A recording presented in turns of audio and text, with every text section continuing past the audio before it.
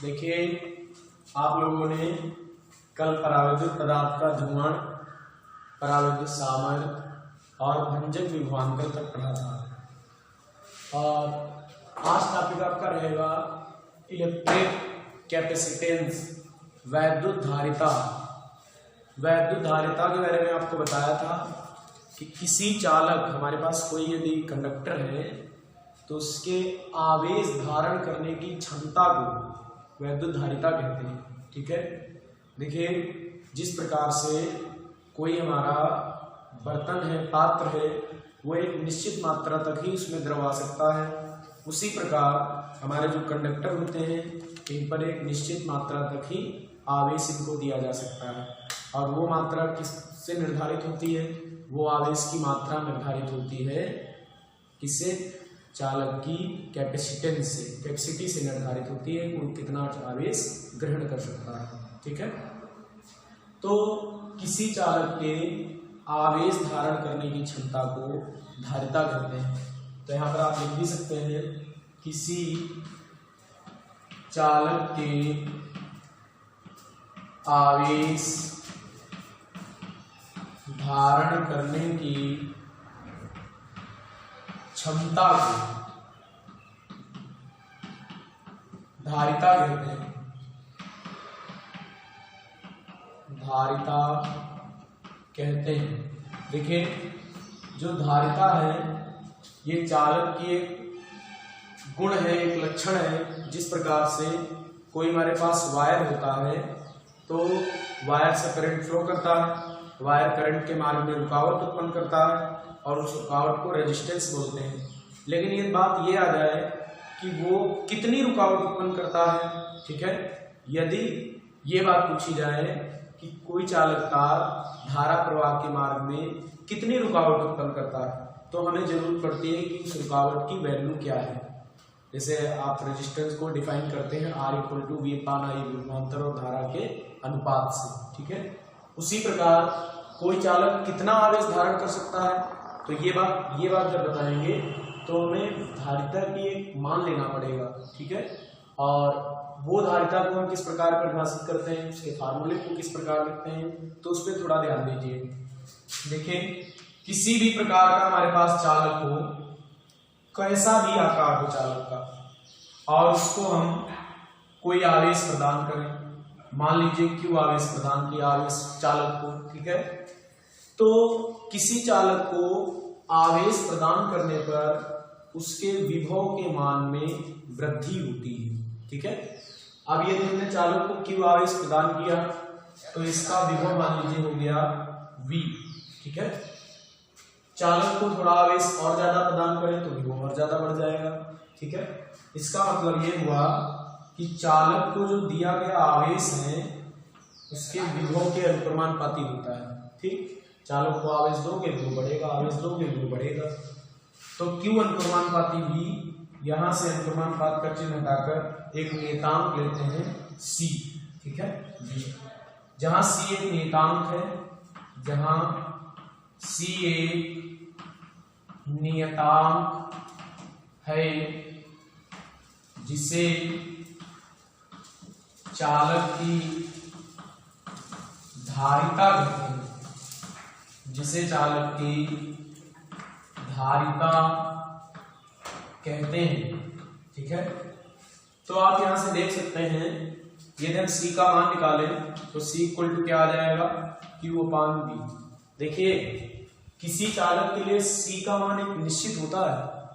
जैसे किसी तार का प्रतिरोध निश्चित होता है, आप तार का प्रतिरोध परिभाषित करते हैं R=V/I से। क्या V पर रेजिस्टेंस निर्भर करता है? नहीं। I पर रेजिस्टेंस निर्भर करता है? नहीं निर्भर करता है। रेजिस्टेंस किसी वायर का कांस्टेंट होता है जो केवल टेम्परेचर आदि पर निर्भर करता है। उसी प्रकार से हमारे किसी चालक की जो इलेक्ट्रिक कैपेसिटेंस है ये ना तो आवेश पर निर्भर करती है ना विभव पर निर्भर करती है। ये नहीं कि विभव कम है तो धारिता ज्यादा होगी, ऐसा कुछ भी नहीं है। ये एक निश्चित वैल्यू है। देखें, अगर हमने इसको Q आवेश दिया, विभव V हो गया, इसकी धारिता C है। इसको आवेश और बढ़ाया, ठीक है, जब तक आवेश देते रहे आवेश और बढ़ाया, विभव और बढ़ा, धारिता तब भी C रहेगी। क्योंकि जब तक धारिता के अनुसार उसको आवेश नहीं मिल पाएगा तब तक ये आवेश ग्रहण करता रहेगा। ठीक है, तो आगे और थोड़ा और आगे बढ़ते हैं, फिर और आपको अच्छे से समझ आएगा जब कोई वैल्यू लेकर बताते हैं। देखिए यहां से अगर आप ध्यान दें, V का मान 1 वोल्ट कर दें तो C का मान किसके बराबर हो जाएगा, Q के बराबर। तो परिभाषा में लिख सकते हैं, सूत्र के अनुसार है वैसे ही, आवेश धारण करने की क्षमता है धारिता, इसके अनुसार क्या है कि यदि इसको हम 1 मान लें तो धारिता जो है आवेश के बराबर है, और उस आवेश के बराबर है जो उसके विभव में 1 वोल्ट का परिवर्तन कर दे। ठीक है, तो यहां पर लिख सकते हैं किसी चालक की धारिता, किसी चालक की धारिता उस आवेश के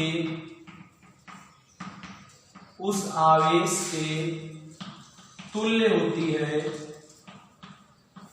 जो उसके विभव में 1 वोल्ट का परिवर्तन कर दे, 1 वोल्ट का परिवर्तन कर दे। इसका प्रतीक C है, यहां पर लिख देना, इसका प्रतीक C है, और C का सूत्र क्या बनेगा, Q/V, जो हमने वहां से आपको बताया हुआ है, C = Q/V। देखो मात्रक यहां से देख सकते हो, इसका मात्रक क्या होगा, इसका मात्रक होगा कूलाम प्रति वोल्ट, कूलाम, Q का मात्रक कूलाम प्रति वोल्ट, कूलाम प्रति वोल्ट, या ऐसे लिख दो कूलाम प्रति वोल्ट। लेकिन देखो इसका एक और मात्रक बनाया गया है, कूलाम प्रति वोल्ट नहीं बल्कि इसका मात्रक बनाया गया है, या यही कूलाम प्रति वोल्ट होता है फैरड।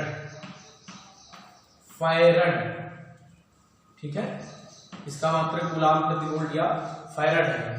ठीक है, जो आपका 1 फैरड होता है, या 1 कूलाम प्रति वोल्ट, या 1 फैरड जो होता है ये 1 कूलाम प्रति वोल्ट के इक्वल होता है।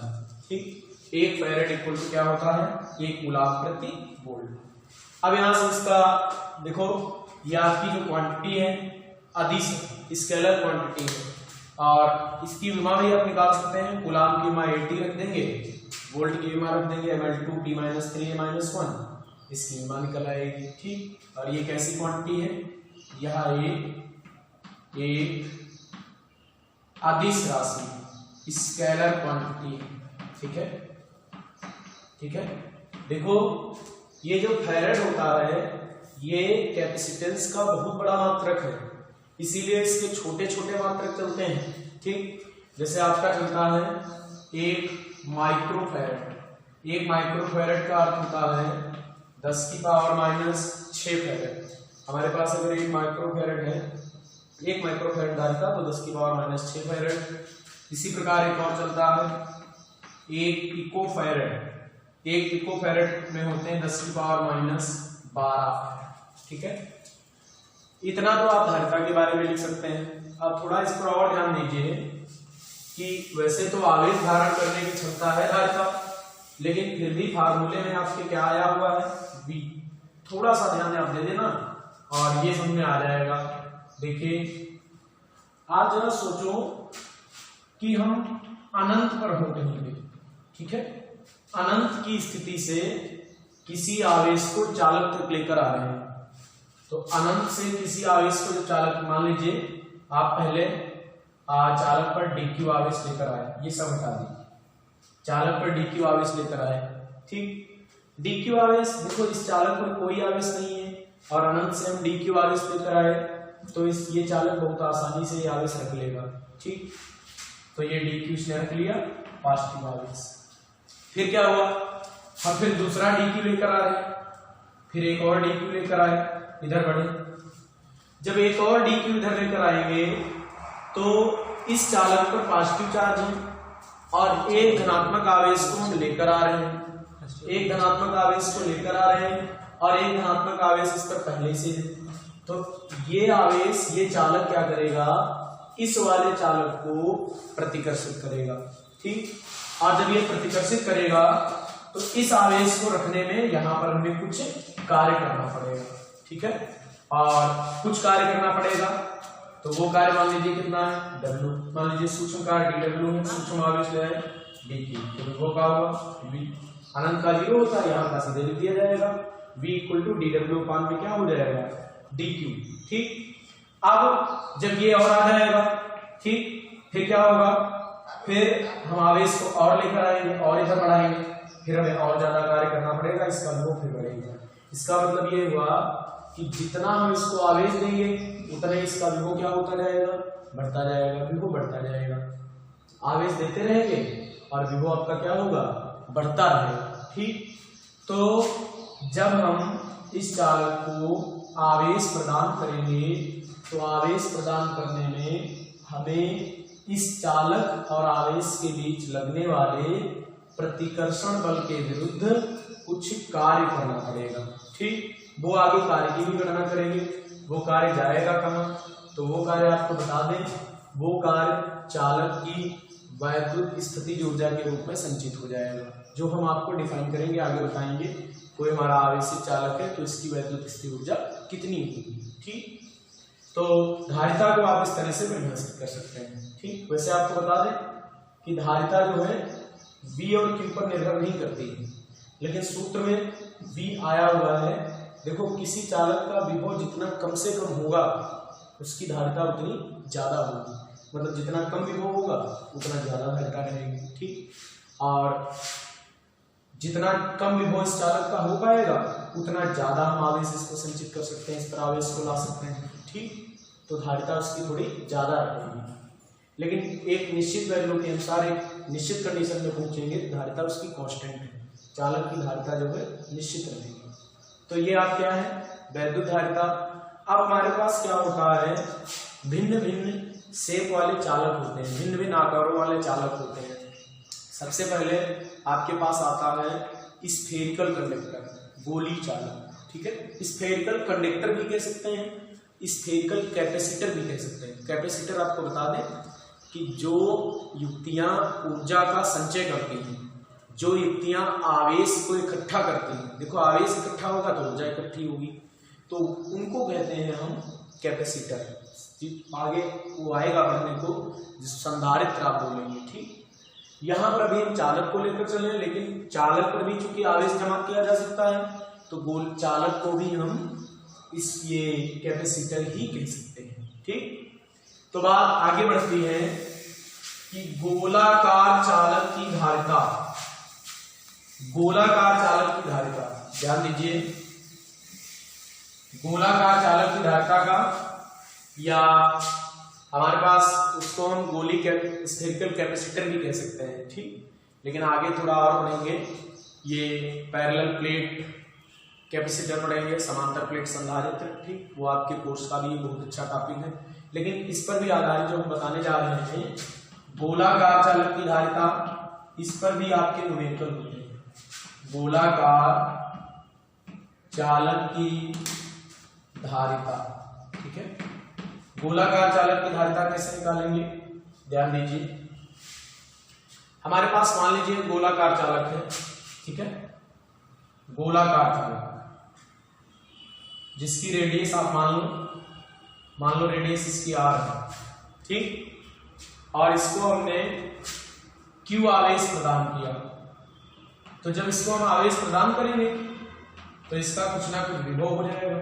ठीक है, मैं आपने पढ़ा है, अगर हम किसी चालक को कोई आवेश प्रदान करते हैं तो उसका विभव बढ़ता है। मान लीजिए इसको Q आवेश प्रदान किया गया तो इसका विभव कुछ हो जाएगा। ये स्थिति है गोली चालक की। ठीक, देखो ये जो हम डेल्टा लाइनें बना रहे हैं, ये गोली चालक की बल रेखाएं होंगी जो त्रिज्यता बाहर की ओर होगी। ठीक, ये कोई गोलाकार चालक है, इसकी रेडियस r है और इसको प्लस Q आवेश प्रदान किया गया। ठीक, जिससे इसका विभव कितना हो गया, V। तो आप लोग जानते हैं कि जब हम किसी गोली चालक को कोई आवेश प्रदान करते हैं तो उसके पृष्ठ पर एक समान रूप से वितरित हो जाता है। लेकिन साथ में ये भी तो पढ़ा है कि गोली चालक के संपूर्ण आवेश को उसके केंद्र पर केंद्रित माना जा सकता है। ठीक, अब अगर गोली चालक के संपूर्ण आवेश को उसको केंद्र पर मान लें तो ये प्लस क्यू आवेश पूरा केंद्र पर होगी, तो प्लस क्यू आवेश के कारण इसके पृष्ठ पर कोई विभव उत्पन्न होगा, वो विभव निकाल लें और क्यू निकाल लें। और धारिता का आप लोगों ने सूत्र पढ़ा है, सी बराबर क्या सूत्र पढ़ा है, सी बराबर क्यू अपान वी निकाल लें, यहाँ पर रख दें, इसका फार्मूला निकल आएगा। तो मान लीजिए कि एक गोलाकार चालक जिसकी त्रिज्या r है, ठीक है, माना एक गोलाकार चालक या गोलीक चालक लिख सकते हैं, गोलाकार चालक जिसकी त्रिज्या r, ठीक, चालक को q आवेश दिया जाता है, चालक को प्लस क्यू आवेश दिया जाता है और ये आवेश इसके पृष्ठ पर एक समान रूप से वितरित हो जाता है।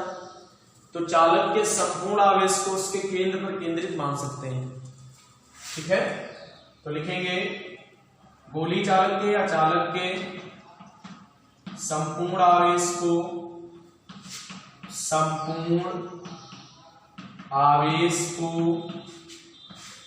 उसके केंद्र पर केंद्रित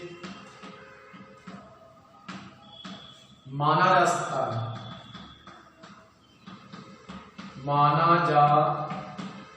है। ठीक, तब चालक के पृष्ठ पर विभव निकालिए, चालक के पृष्ठ पर विभव, आप ध्यान दीजिए, चालक के पृष्ठ पर विभव निकालेंगे तो v इक्वल टू क्या आएगा, 1/4πε0। और मान लीजिए ये चालक के परावर्तांक के माध्यम में है, इसके आसपास के परावर्तांक का माध्यम है, तो यहाँ पर k भी आ सकता है और q अपान क्या हो जाएगा, r। ठीक, ऐसा करते हैं, इस q को इसके बटे में ले आते हैं, तो v upon q equal to क्या हो जाएगा, 1/4πε0 kr, के माध्यम का परावर्तांक है, r गोली चालक की रेडियस है, v अपान को पलट दें, इसको लिख दिया q अपान v, तो उधर क्या आ जाएगा 4πε0 kr, और q अपान v आपने अभी पढ़ा, q अपान v चालक की क्या है, धारिता, आवेश बटे विभव, तो ये हो गई कैपेसिटेंस 4πε0, ये ε0 kr। ठीक है, देखो के परावर्तांक वाले माध्यम की बात करेगा तब आप ये रखेंगे 4πε0 kr, और यदि के परावर्तांक वाला माध्यम ना कहें, केवल वायु या निर्वात कहें, तो वायु या निर्वात में के का मान कितना होता है, 1, तो सूत्र हो जाएगा c इक्वल टू 4πε0 r। तो यहाँ पर लिख देंगे वायु या निर्वात के लिए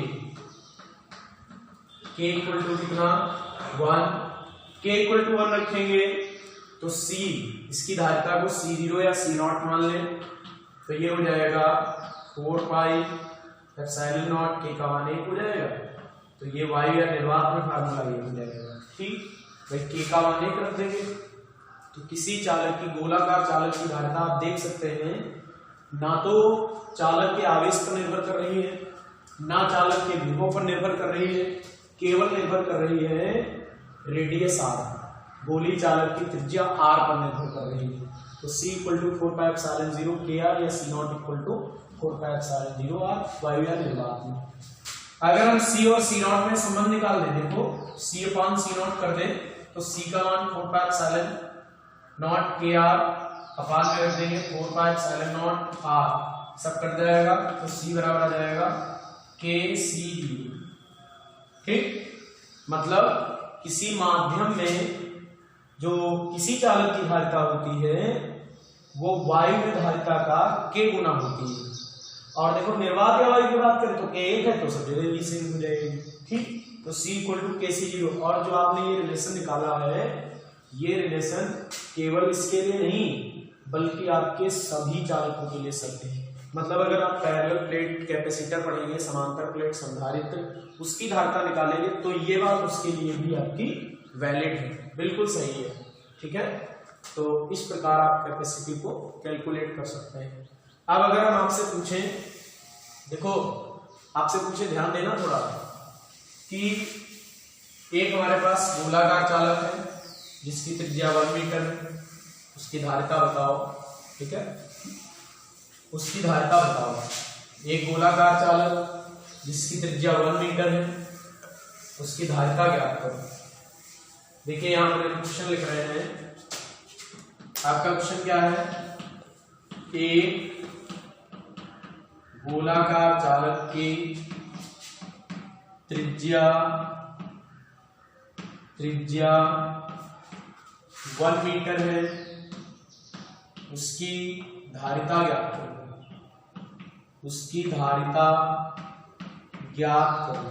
तो देखो यहां पर माध्यम की बात नहीं कर रहा है, तो हमें के वाला फार्मूला नहीं लेना है। तो आर आपका 1 मीटर दिया है, सी निकालना है। तो सी अभी आपने पढ़ा 4 पाई एप्सिलॉन नॉट आर। ठीक, 4 पाई एप्सिलॉन नॉट आर। के का मान यहाँ कोई दे नहीं है तो हम ऐसे लिख लेंगे, या C naught equal to 4 pi epsilon 0 R ले सकते हैं। देखिए आप लोगों ने पढ़ा होगा 1/4 पाई एप्सिलॉन नॉट का मान होता है 9 × 10⁹ न्यूटन मीटर स्क्वायर और प्रति कूलम स्क्वायर। और यहां से 4 पाई एप्सिलॉन नॉट की बात की जाए तो कितना आ जाएगा, 4 पाई एप्सिलॉन नॉट की बात की जाए तो निकल आएगा 1/9 × 10⁹ कूलम स्क्वायर प्रति न्यूटन मीटर स्क्वायर। तो देखो इसका मान आप 9 × 10⁹ मत रखना, इसका मान क्या रखेंगे 1/9 × 10⁹ और r का मान कितना 1। ठीक है, 1/9 10⁻⁻9, इसको 10/9 लिख लेंगे, 10⁻⁻10 कर दें। ठीक, क्या आ जाएगा 1.1 × 10⁻⁻10 मात्रक आपको बताया था फैराड या कूलम प्रति वोल्ट। देखो किसी चालक की जब धारिता 1.1 × 10⁻⁻10 और ये क्या है कूलम प्रति वोल्ट, ये भी मात्रक है इसका, इतनी है त्रिज्या उसकी कितनी 1 मीटर। अब आप समझ सकते हैं 1 मीटर त्रिज्या का चालक कितना बड़ा होगा और उसकी धारिता इतनी कम निकली। ठीक, देखो इस परिभाषा से एक और साफ बात हमें दिख रही है कि अगर हम किसी गोली चालक को 1.1 × 10⁻⁻10 कूलम आवेश देंगे तो उसका विभव कितना बढ़ जाएगा 1 वोल्ट। इतने आवेश से 1 वोल्ट विभव। देखो अगर हम आपसे बोले किसी कंडक्टर की धारिता 1 फैराड है तो 1 फैराड का मतलब 1 कूलम प्रति वोल्ट, ये कैपेसिटी दी है। तो इसका मतलब क्या है 1 कूलम आवेश दोगे तो कितना विभव बढ़ेगा 1 वोल्ट बढ़ेगा। मतलब बहुत 1 कूलम आवेश बहुत बड़ा आवेश है, इतना आवेश दोगे तभी वो 1 वोल्ट बढ़ेगा। तो ये धारिता बहुत ज्यादा वैल्यू है। और इधर आप देखो कि 1 मीटर रेडियस का जब कोई हमारे पास चालक है तो उसको हम 1.1 × 10⁻⁻10 कूलम आवेश देते हैं तब 1 वोल्ट बढ़ जाता है। अब आप सोचो जरा, कहीं हम इस प्रकार से ऐसी त्रिज्या वाले चालक को विभव को हमें 100 वोल्ट बढ़ाना हो तो इसका 100 गुना आवेश दोगे तो इसका 100 गुना कितना कम आएगा 10⁻⁻8 रह जाएंगे। ठीक, तो इतने कम आवेश से भी वो 100 वोल्ट बढ़ जाएगा। तो फिर हमारे पास ऐसा चालक कोई काम का नहीं है, क्योंकि इतना कम आवेश मिलने पर विभव इतना ज्यादा बढ़ जाएगा। हमारे घरों में जरूरत पड़ती है, जैसे मान लीजिए विभव की हमें आवश्यकता है कि 220 वोल्ट आए। ठीक, और पता चला चार्ज उसमें आ रहा है, थोड़ा ज्यादा चार्ज आ रहा है तो विभव तो और ज्यादा ऐसे चालकों के लिए बढ़ जाएगा। ठीक, तो ऐसी कंडीशन में हमें जरूरत पड़ती है गोलाकार चालक की नहीं, बल्कि हमें आवश्यकता है किसी ऐसी युक्ति की जो थोड़ा ज्यादा आवेश ले और विभव कम बढ़े। ठीक, अब जब अच्छा आप सोचिए जरा, विभव जितना ज्यादा बढ़ जाएगा ना आवेश को लाने में उतनी कठिनाई होगी, ये भी समझ लीजिए। जैसे हमारे पास ये चालक है, ठीक, हम एक बार प्लस क्यू आवेश लेकर आए, इस पर रख दिया, बड़ी आसानी से रख दिया। लेकिन अब यहाँ प्लस क्यू आ गया, फिर प्लस क्यू लेकर आए, अब क्या होगा, अब तो रिपल हो गए, और जितना ज्यादा रिपल होगा उतना ही ज्यादा हमें कार्य करना पड़ेगा, और जितना ज्यादा कार्य करना पड़ेगा मान लो अनंत से लेकर आने, इसका विभव उतना ही ज्यादा होगा। ठीक, तो जितना विभव अधिक हो जाएगा इसका, हमें आवेश को एकत्रित करने में उतना ज्यादा कार्य करना पड़ेगा, उतनी एनर्जी हमारी वेस्ट हो जाएगी। तो इसीलिए आगे हम कुछ युक्तियों का निर्माण करेंगे, जैसे कैपेसिटर या पैरेलल प्लेट कैपेसिटर, समांतर प्लेट संधारित्र, ठीक। स्फेरिकल प्लेट कैपेसिटर मिलेगा, गोली प्लेट वाला संधारित्र, बेलनाकार संधारित्र मिलेगा, वो सब आपको इसमें पढ़ने को मिलेंगे, ठीक। तो इस प्रकार से इसके न्यूमेरिकल हो सकते हैं।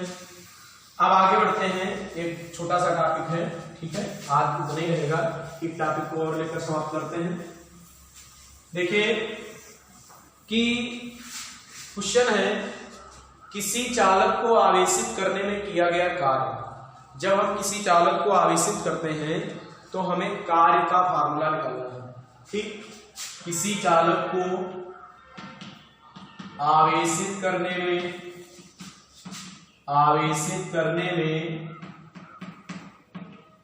किया गया कार्य,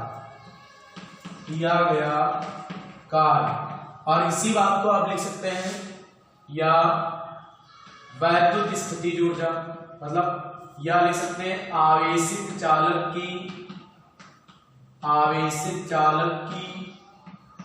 वैद्युत स्थितिज ऊर्जा।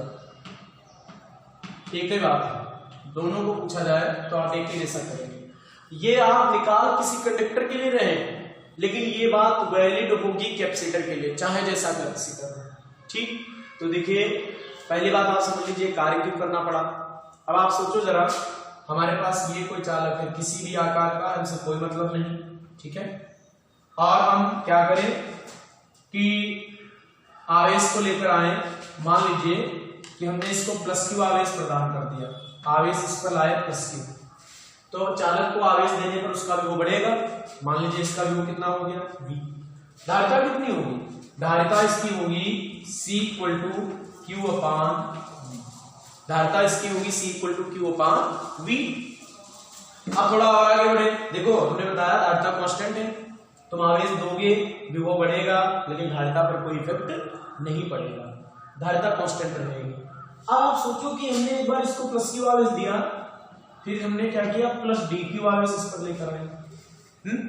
देखो जरा, अगर हम प्लस डी क्यू आवेश लेकर आएंगे तो क्या होगा, प्लस डी क्यू आवेश लाने पर ये तो आवेश चालक हमारा आवेशित हो जाएगा, इसको प्लस क्यू आवेश मिला, ये पूरे एक समान रूप से आवेशित हो गया, या जैसे भी आवेशित हुआ। अब हम प्लस डी क्यू आवेश लेकर आए तो ये चालक डी क्यू को क्या करेगा, रिपल करेगा, प्रतिकर्षित करेगा। तो चालक को धनावेशित करने में हमें कार्य करना पड़ेगा। कौन, चालक और आवेश के बीच लगने वाले कौन से बल के विरुद्ध, प्रतिकर्षण बल, ठीक।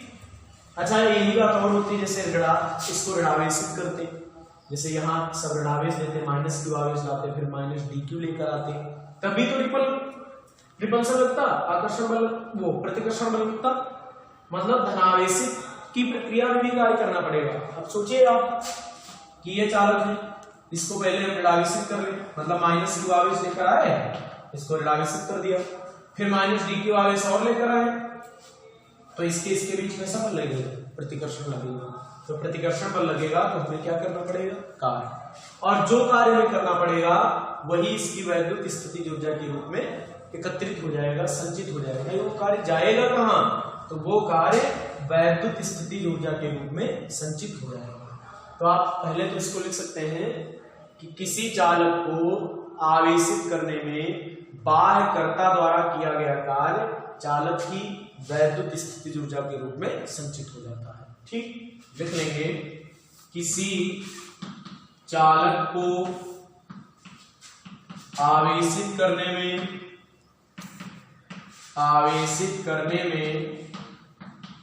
किया गया कार्य, किसी चालक को आवेशित करने में बाह्यकर्ता द्वारा, एक्सटर्नल एजेंट द्वारा, बाह्यकर्ता द्वारा किया गया कार्य चालक की वैद्युत स्थितिज ऊर्जा के रूप में संचित हो जाता है, संचित हो जाता है। ठीक, किसी चालक को आवेशित करने में बाह्यकर्ता द्वारा किया गया कार्य चालक की वैद्युत स्थितिज ऊर्जा के रूप में संचित हो जाता है। देखो चालक को क्या, चाहे धनावेशित करो चाहे ऋणावेशित करो, दोनों प्रक्रियाओं में हमें कार्य करना पड़ेगा। मान लीजिए एक हमारे पास चालक है, ठीक, जिसको हमने पहले प्लस क्यू आवेश दिया, तो जब हमने इसको प्लस क्यू आवेश दिया तो मान लीजिए इसका विभव कितना बढ़ गया, बी बढ़ गया। ठीक, इसका विभव बढ़ गया बी, चालक को प्लस क्यू आवेश दिया, इसका विभव बढ़ गया बी, तो धारिता हो गई C equal to Q upon B. ठीक, फिर क्या करें कि सूक्ष्म आवेश डी क्यू लेकर आए यहां तक। ठीक, सूक्ष्म आवेश डी क्यू यहां तक लेकर आए, और कैसा आवेश हो, पॉजिटिव आवेश मान लीजिए, तो इसके बीच जो प्रतिकर्षण बल लगता है उसके विरुद्ध हमें कुछ क्या करना पड़ेगा, कार्य करना पड़ेगा। ठीक है, अच्छा सूक्ष्म आवेश डी क्यू लेकर आओगे तो इसके विभव में सूक्ष्म वृद्धि होगी, मान लो कितनी, डीवी। ठीक, और थोड़ा ये एज्यूम कर ले कि हम ये चार्ज को इनफाइनाइट से लेकर आ रहे हैं, अनंत से लेकर आ रहे हैं, तो जो भी विभवांतर होगा दोनों बिंदुओं के बीच का, वो इसका विभव ही होगा। ठीक, तो इसके विभव में कितनी वृद्धि हो गई, डीवी। अब धारिता कितनी होगी, तो अब धारिता हो जाएगी C equal to D Q upon DV. अब धारिता हो जाएगी C equal to D Q upon DV. यहां से क्या आएगा, DV equal to C D Q. ध्यान देना, डीवी इक्वल टू क्या आ जाएगा, सी डी क्यू। अब हमें क्या निकालना है, कार्य, तो सूक्ष्म आवेश डी क्यू को लाने में किया गया कार्य आप लिख सकते हैं डी डब्ल्यू इक्वल टू। ठीक, और विभवांतर की परिभाषा से लगा दीजिए।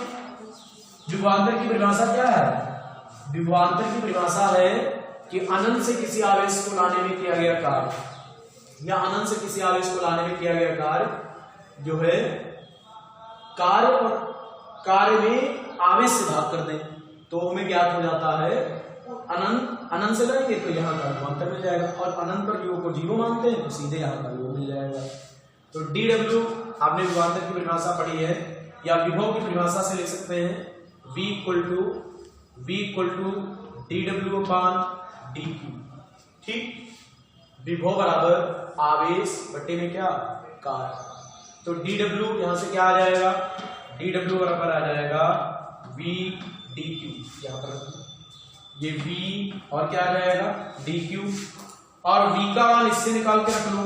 V का मान क्या आएगा, Q अपान C, वो यहां पर रख दीजिए। तो डी डब्ल्यू इक्वल टू क्या हो जाएगा, Q अपान C इंटू में क्या, डी क्यू। ठीक, सूक्ष्म आवेश डी क्यू को लाने में किया गया कार्य। अब जैसे मान लीजिए थोड़ी देर के लिए कि हम डी क्यू आवेश लेकर आए तो हमें डी डब्ल्यू कार्य करना पड़ा। अब मान लीजिए हम क्यू आवेश लेकर आए तो कितना कार्य करना पड़ेगा, तो या ऐसे क्यू आवेश को हम डी क्यू के बहुत से भाग लेकर आए तब क्यू आवेश बनता है, तो हर बार डी क्यू को लाएंगे तो हर बार इतने कार्य करना पड़ेगा। तो संपूर्ण कार्य निकालने के लिए दोनों पक्षों का समाकलन कर देंगे, तो दोनों पक्षों का जब समाकलन होगा तो D W equal to Q upon C, और ये डी क्यू आ जाएगा। डी डब्ल्यू संपूर्ण कार्य मिल जाएगा, संपूर्ण कार्य का समाकलन क्या होगा, डब्ल्यू, और क्यू अपान बी, सी बाहर कर ले, क्यू का समाकलन हो जाएगा क्यू स्क्वायर अपान बी, तो डब्ल्यू बराबर हो जाएगा हाफ और क्यू स्क्वायर अपान सी। ठीक है, ये कार्य करना पड़ेगा, और यही कार्य हमारा वैद्युत स्थितिज ऊर्जा के रूप में संचित हो जाएगा। तो इसको हम लिख सकते हैं U equal to half Q square upon C, और ये जो आपका फार्मूला प्राप्त हुआ है ये Q और C के पदों में है। इस फार्मूले को हम निकाल सकते हैं C और V के पदों में। तो देखो हाफ, इसको हटा देते हैं, हाफ Q के स्थान पर रख सकते हैं CV, तो हाफ CV का वर्ग अपान C, इसको हल करेंगे तो मिल जाएगा हाफ CV स्क्वायर, ये भी मिल सकता है। और अगर इस फार्मूले को Q और V के पदों में लाना है तो U equal to half C का मान क्या होता है Q अपान V, और ये V स्क्वायर, V से V कट जाएगा तो क्या निकल आएगा हाफ VQ या QV। तो ये आपके कई फार्मूले हो सकते हैं। ठीक, आप ये कैसे हम लाते हैं, C बराबर आपने पढ़ा है Q अपान V, यहाँ से Q बराबर क्या हो जाएगा CV, ये रख के निकाल देते हैं। ठीक, तो इस प्रकार किसी चालक को आवेशित करने में किया गया कार्य ज्ञात कर सकते हैं। देखिए आपको आवेशित करने में किया गया कार्य यहाँ तक नोट करना। ठीक है, अगर ये आता है तो कर सकते हैं। इसका एक अदर मेथड भी होता है जो तुम्हारी इस समाकलन वाले मेथड से नहीं है, उसको सामान्य गति से भी कर सकते हैं। ठीक, इसको रिपीट कर देंगे फिर आगे बढ़ेंगे।